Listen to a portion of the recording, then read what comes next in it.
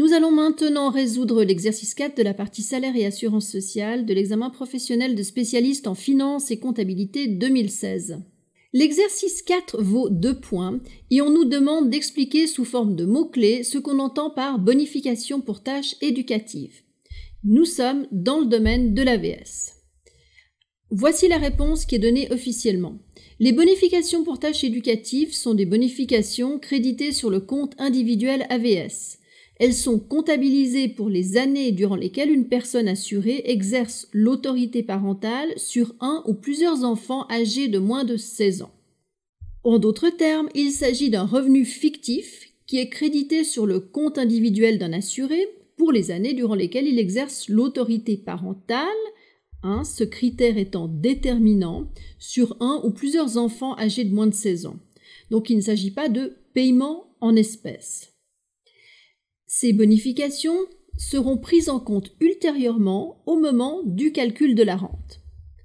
De la sorte, les personnes qui ont des enfants à charge de moins de 16 ans ont la possibilité de recevoir une rente plus élevée.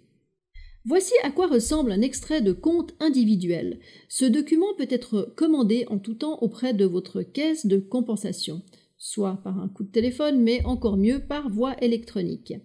Ce document est important, il vous permet en fait de vérifier des informations nécessaires au calcul de votre future rente AVS ou AI, telles que le salaire ou la période concernée par le versement des cotisations AVS de l'employeur.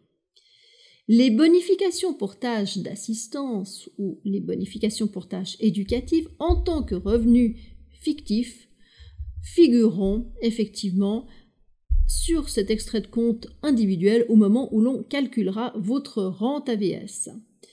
Vous voyez par exemple dans la colonne 2, qui est la colonne où figure le code revenu, vous avez un code 0 qui a trait aux bonifications d'assistance ou bonifications pour tâches éducatives. Le code 1, lui, étant destiné au salaire. Voici maintenant quelques références à des articles de la loi fédérale sur l'assurance vieillesse et survivants. Tout d'abord, l'article 29 bis, dont le titre est « Dispositions générales relatives au calcul de la rente ». Donc, nous avons parlé avant des bonifications pour tâches éducatives qui seront portées à votre